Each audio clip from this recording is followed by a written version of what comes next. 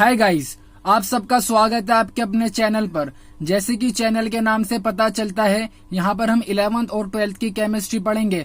Pandemic condition के चलते हुए 11th और 12th का सिलेबस 30% रिड्यूस कर दिया गया है, तो यहाँ पर आपको केमिस्ट्री 2021 के लिए पढ़ाई जाएगी। और केमिस्ट्री पढ़ाने के साथ साथ यहाँ पर आपके केमिस्ट्री के डाउट्स भी क्लियर करे जाएंगे।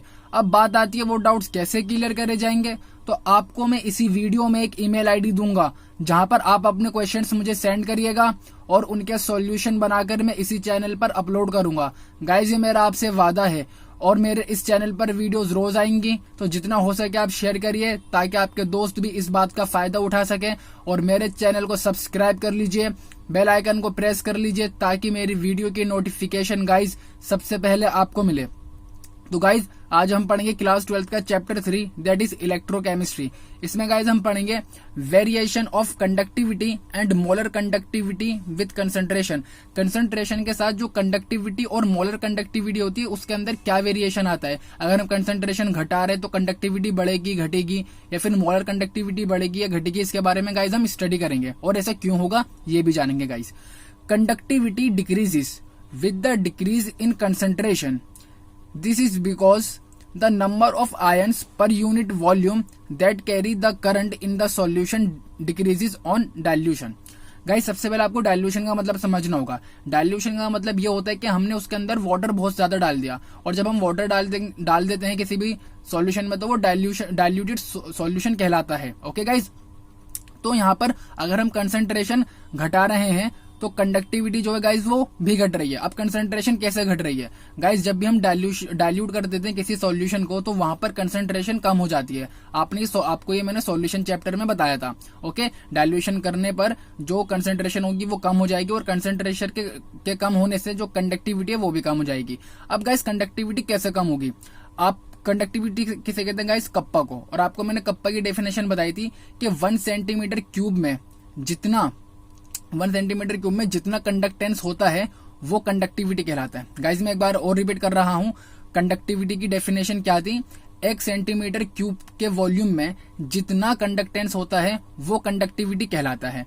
और गाइज, कंडक्टेंस किस पे डिपेंड करता है? नंबर ऑफ आयंस पे। अब आप मुझे एक बात बताइए, जब मैंने डाइल्यूट कर दिया सॉल्यूशन को, उसके अंदर मैंने पानी ज्यादा डाल दिया, तो जो पहले 1 सेंटीमीटर क्यूब का वॉल्यूम थी, अब उसके अंदर जो आयंस होंगे, नंबर ऑफ आयंस वो कम हो गए होंगे।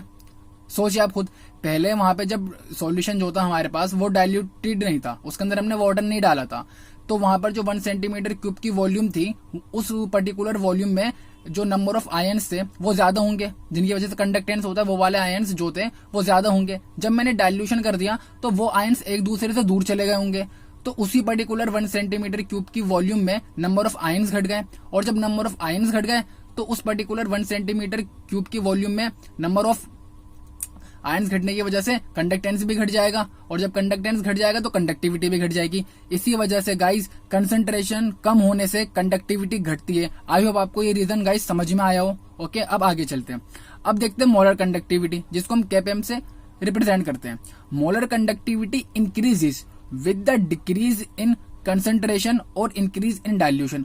सिंपल सा फंडा गाइस, जब आप डाइल्यूशन को बढ़ाओगे तो कंसंट्रेशन ऑटोमेटिकली कम हो जाएगी। ओके गाइस, और यहाँ पर जो हमारा मोलर कंडक्टिविटी होता है जिसको हम केपीएम बोलते हैं वो बढ़ता है कंसंट्रेशन के कम होने से। ओके, अब देखते हैं ऐसा क्यों होता है गाइस। जो हमारा मोलर कंडक्टिविटी है वो क्यों बढ़ता है कंसंट्रेशन के कम होने से। अगर गाइस हम सिंपली देखें इसका फॉर्मूला, केपीएम का फॉर्मूला क्या होता है guys? KPM is equals to kappa into 1000 upon molarity या फिर कंसंट्रेशन। ओके, मोलैरिटी और कंसंट्रेशन का मतलब गाइस एक ही होता है। जब कंसंट्रेशन, और आप देखेंगे कि मोलैरिटी जो है वो इनवर्सली प्रोपोर्शनल है मोलर कंडक्टिविटी के इनवर्सली प्रोपोर्शनल है कंसंट्रेशन, और जब कंसंट्रेशन घट रही है तो गाइस सिंपल सा फंड है कि मोलर कंडक्टिविटी भी बढ़ेगी।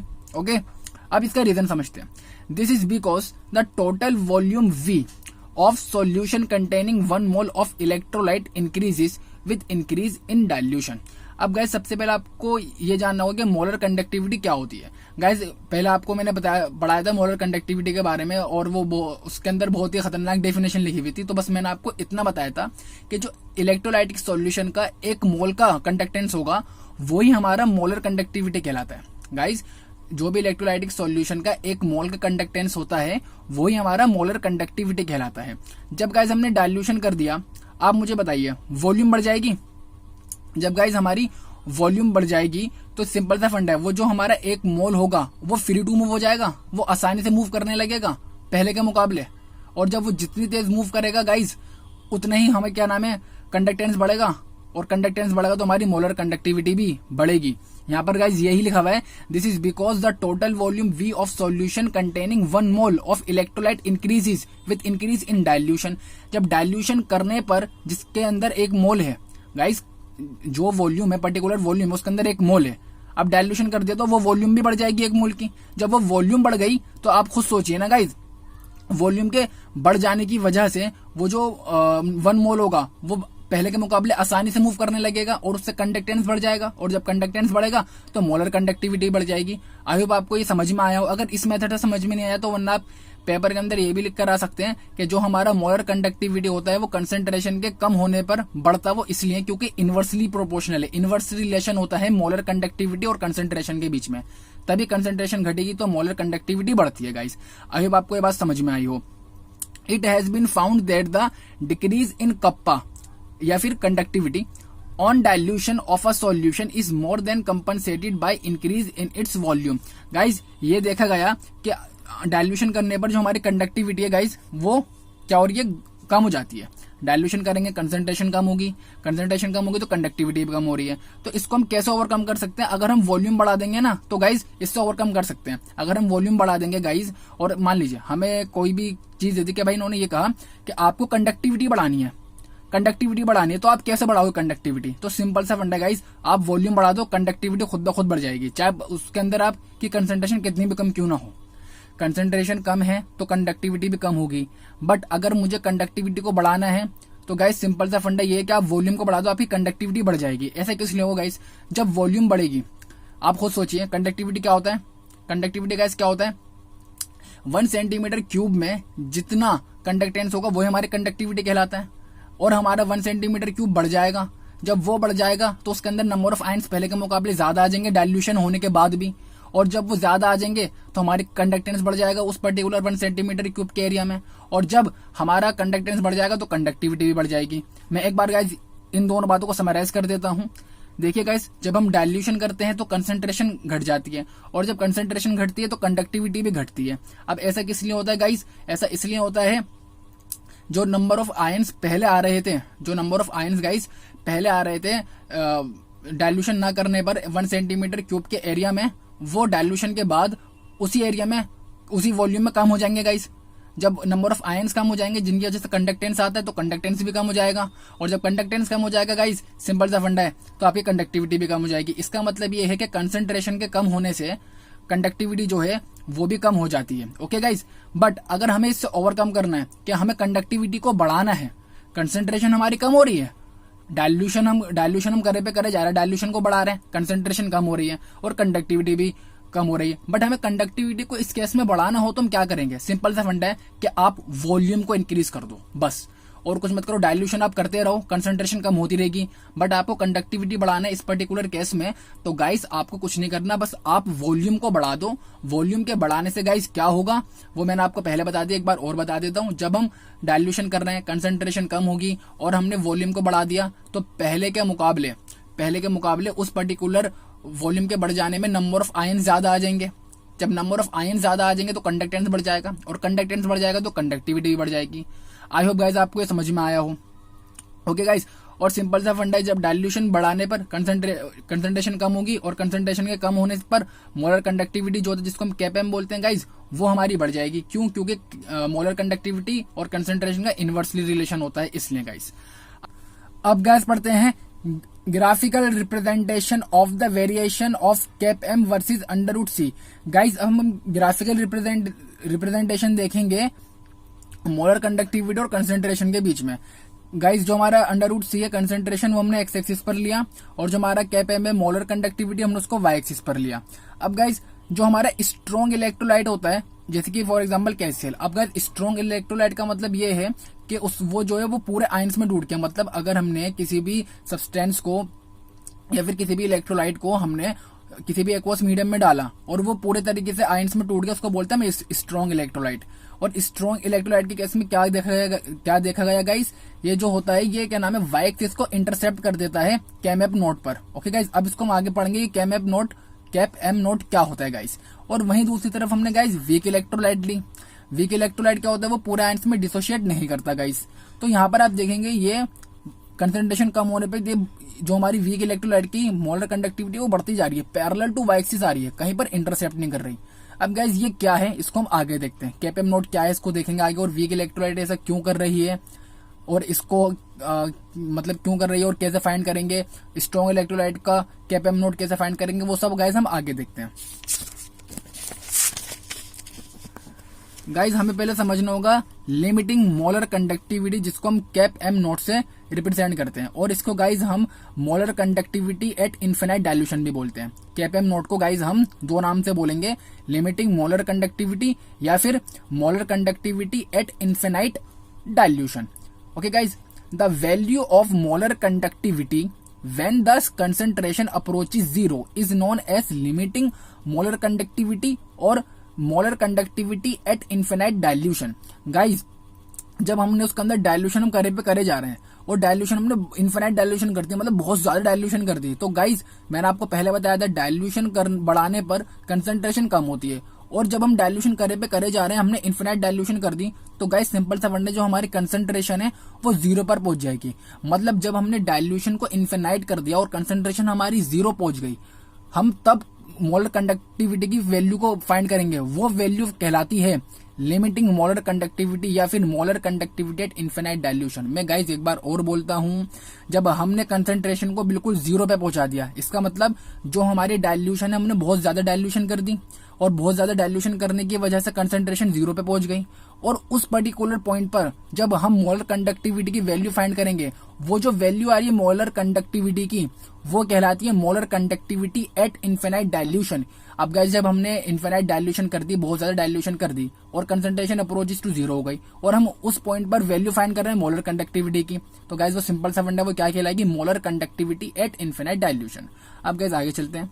It is possible to determine the molar conductivity at infinite dilution cap m naught in case of strong electrolyte by extrapolation of curve of cap m versus under root c।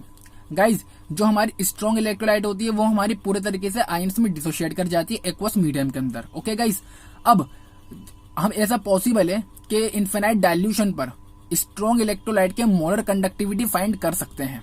Guys मैं एक बार और बोल रहा हूं, strong electrolyte की infinite dilution पर हम molar conductivity find कर सकते हैं। स्ट्रॉन्ग इलेक्ट्रोलाइट की इन्फिनाइट डायल्यूशन पर हम मोलर कंडक्टिविटी फाइंड कर सकते हैं। जो हमारा कैपएम और कैपएम वर्सेस अंडर रूट सी के अंदर ग्राफ था, उसके अंदर कुछ कैलकुलेशन कर हम आराम से फाइंड कर सकते हैं मोलर कंडक्टिविटी इन्फिनाइट डायल्यूशन पर स्ट्रॉन्ग इलेक्ट्रोलाइट की। बट गाइस वीक इलेक्ट्रोलाइट में कुछ और होता है। ओके देखिए, the value of molar conductivity of weak electrolyte at infinite dilution can not be determined by extrapolation of the curve as the curve becomes almost parallel to y-axis when concentration approaches to zero। guys weak electrolyte की हम infinite dilution पर molar conductivity find नहीं कर सकते। ऐसा किस लिए नहीं कर सकते गाइस, मैंने आपको बताया था कि जो वीक इलेक्ट्रोलाइट का कर्व है वो हमारा बिल्कुल वाई एक्सिस के पैरेलल होता जा रहा है, वो इंटरसेप्ट नहीं कर रहा वाई एक्सिस को। इसी वजह से गाइस हम वीक इलेक्ट्रोलाइट की इन्फिनाइट डायल्यूशन पर मोलर कंडक्टिविटी फाइंड नहीं कर सकते। आप एक बार ग्राफ को देखिए गाइस, देखिए ग्राफ यहाँ पर है गाइस, ये देखिए जो हमारा वीक इलेक्ट्रोलाइट का है, ये वीक इलेक्ट्रोलाइट का है, यहाँ पे कंसंट्रेशन अप्रोचेस टू जीरो हो रही है, बट गाइस ये पैरेलल टू वाई एक्सिस हो गया। जब ये वाई एक्सिस को इंटरसेप्ट नहीं कर रहा, तो इसी वजह से इसका हम इन्फिनाइट डायल्यूशन पर वीक इलेक्ट्रोलाइट का मोलर कंडक्टिविटी फाइंड नहीं कर सकते। बट वहीं पर अगर गाइस हम स्ट्रॉन्ग इलेक्ट्रोलाइट को देखें तो ये वाई एक्सिस को इंटरसेप्ट कर रही है। जब कंसंट्रेशन अप्रोचेस टू जीरो हो रही है तो स्ट्रॉन्ग इलेक्ट्रोलाइट जो है वो वाई एक्सिस को इंटरसेप्ट कर रही है कैपएम नोड पर। इसी वजह से गाइस हम स्ट्रॉन्ग इलेक्ट्रोलाइट की इन्फिनाइट डायल्यूशन पर मोलर कंडक्टिविटी फाइंड कर सकते हैं, बट वीक की नहीं कर सकते। आई होप आपको रीजन भी समझ में आया हो कि हम क्यों कर सकते हैं। वीक की हम इसलिए नहीं कर सकते गाइस क्योंकि ये वाई एक्सिस के बिल्कुल पैरेलल हो जाती है जब कंसंट्रेशन जीरो की तरफ पहुंचती है, और हम स्ट्रॉन्ग की इसलिए कर सकते हैं क्योंकि गाइज ये y एक्सिस को इंटरसेप्ट कर देती है जब हमारी कंसंट्रेशन अप्रोचेस टू 0 होती है गाइज। ओके, आई होप आपको ये बात समझ में आई हो। अब बात आती है कि फॉर्मूला क्या होगा फाइंड करने का, है ना। The mathematical relationship between cap M and cap M not for strong electrolyte was developed by Debye, Huckel and Onsager. In simplified form the equation can be given as. अब guys जो हमें cap M और cap M not दिया गया, cap M और cap M not के बीच में एक रिलेशनशिप दी गई है, रिलेशन दिया गया जिससे कि हम स्ट्रॉन्ग इलेक्ट्रोलाइट को फाइंड कर सकें। स्ट्रॉन्ग इलेक्ट्रोलाइट की इन्फिनाइट डाइल्यूशन पर हम मोलर कंडक्टिविटी फाइंड कर सकें। तो वो फॉर्मूला क्या है, cap M is equals to cap M not minus B under root C. अब यहाँ पे गाइज जो हमारे कैप एम नोट क्या है, is the molar conductivity at infinite dilution. Okay guys, जो हमारे इन्फिनाइट डाइल्यूशन पर जो मोलर कंडक्टिविटी होती है वो गाइज क्या होती है, कैप एम नोट होती है। And B is a constant which depends on the nature of the solvent and temperature. Guys जो हमारा बी है वो हमारा कांस्टेंट है और ये किस पे डिपेंड करता है, सॉल्वेंट के नेचर पर और टेम्परेचर पर। आई होप गाइज आपको समझ में आया हो कि कंसंट्रेशन के कम होने से कंडक्टिविटी घटती है तो क्यों घटती है, कंसंट्रेशन के कम होने से मोलर कंडक्टिविटी बढ़ती है तो क्यों बढ़ती है गाइस। ओके, और ग्राफ का भी आपको समझ में आया हो, weak electrolyte, strong electrolyte, limiting molar conductivity क्या है या फिर molar conductivity at infinite dilution क्या है, और हम स्ट्रॉन्ग इलेक्ट्रोलाइट की मोलर कंडक्टिविटी फाइंड कर सकते हैं इन्फिनाइट डाइल्यूशन पर, बट हम वीक इलेक्ट्रोलाइट की नहीं कर सकते हैं। उसका रीजन क्या है गाइज वो भी बता दिया आपको। और किस स्ट्रॉन्ग इलेक्ट्रोलाइट के इन्फिनाइट डाइल्यूशन पर मोलर कंडक्टिविटी कैसे फाइंड करेंगे, वो इस रिलेशन से फाइंड करेंगे गाइज। बी हमारे क्या है गाइज, ये बी हमारा कांस्टेंट है और जो डिपेंड करता है nature of solvent and temperature पर। ओके, और गाइज अब बात आती है कि हम वीक इलेक्ट्रोलाइट की मोलर कंडक्टिविटी इन्फिनाइट डाइल्यूशन पर कैसे फाइंड करेंगे। स्ट्रॉन्ग की तो हम कर लेंगे, स्ट्रॉन्ग की तो इन्फिनाइट डाइल्यूशन पर हम फाइंड कर लेंगे molar conductivity, but weak electrolyte का क्या। अगर हमें वीक इलेक्ट्रोलाइट दे दी गई और ये बोला गया कि आप इसकी मोलर कंडक्टिविटी फाइंड करो इन्फिनाइट डाइल्यूशन पर, वो कैसे करेंगे। तो गाइस उसके लिए होता है एक लॉ होता है, वो आपको मैं नेक्स्ट वीडियो में बताऊंगा। और जैसे कि मैंने आपसे कहा था कि मैं आपको ईमेल आईडी दूंगा गाइस, वो ईमेल आईडी है guys khanclasses7@gmail.com। Okay guys, I hope आपको समझ में आया हो। कोई भी गैप नहीं है, सब स्मॉल में लिखा हुआ है। और आपके जो भी डाउट्स है आप मुझसे कमेंट बॉक्स में भी पूछ सकते हैं और आप मुझे सेंड भी कर सकते हैं, मेल भी कर सकते हैं अपने क्वेश्चंस को, ताकि मैं उनके सॉल्यूशन बनाकर इसी चैनल पर अपलोड करूं। और इसके आगे का गाइज हम नेक्स्ट वीडियो में पढ़ेंगे। तब तक के लिए गाइज बाय।